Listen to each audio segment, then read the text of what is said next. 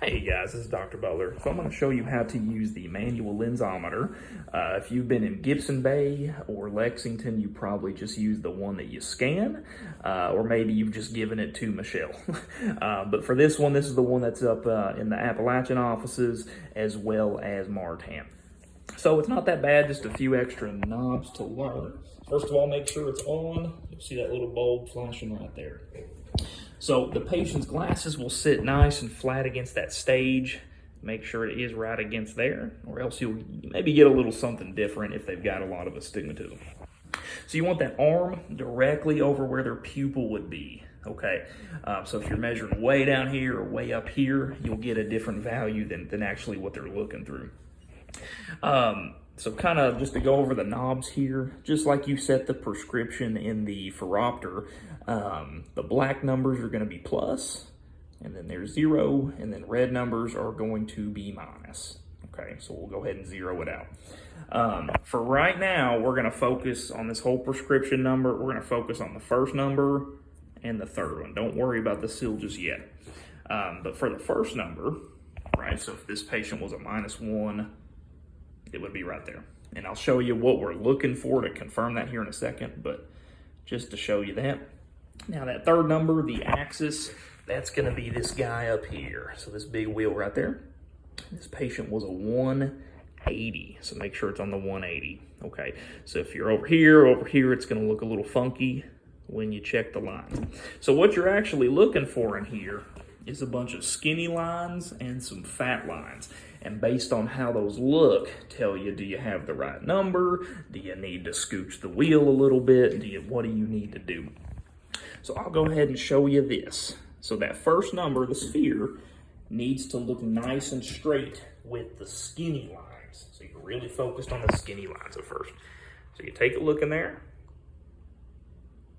All right, and those are a little bit crooked, okay? So I know that my axis is off by a few degrees.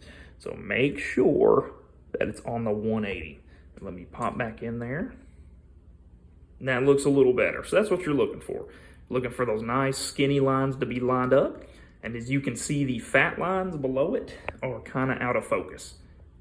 So that's how we know we did good, okay? So we know that they're a -1, axis is 180. We'll talk about how to know if you're wrong in just a second. Kind of the tricky part is finding out that middle number. So in this case, this patient's a -250 SIL.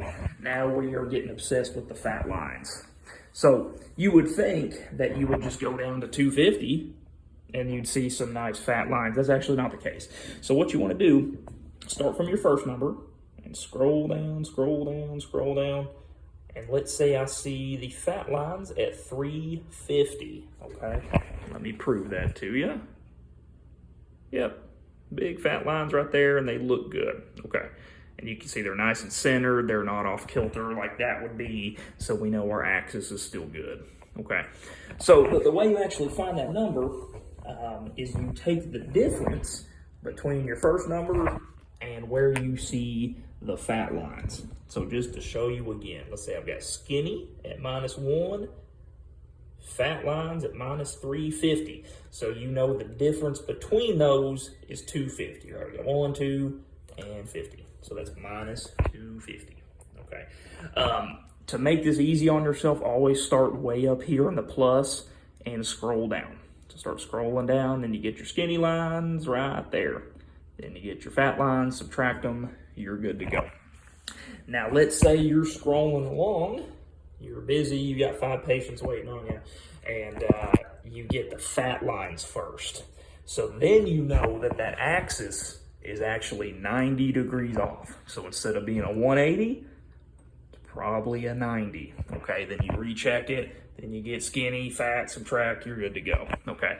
But you always want to see skinny, fat, and then do your math there. Okay. So just to kind of show you one more time. So let's say I just put these glasses in there. They're a -1, -250 at 180. So I'm gonna come over here and do -1. We're at 180, make sure that looks good. And it does. And I know they've got astigmatism because those black, or the black thick lines are kind of out of focus like we talked about there. So then I'm gonna scroll down, scroll down, scroll down, scroll down. And the whole time I'm looking in there, and then I see that the fat lines come into focus right there, okay? So then I see that that's 350 from a 1, so we know that's 250, okay? Now, if they've got a bifocal, there is one extra step there after you do the left eye. So you scooch this lens up just a little bit by making that stage a little higher. And now you're looking through the bottom portion, okay? So actually more like right there. Now this patient doesn't have a bifocal, but just to show you, okay, so you'd be reading through the bottom of the lens. Let's say they had let's say they have a +2, okay? So in this case, this one's a little more intuitive. So you start with the first number, which is that -1.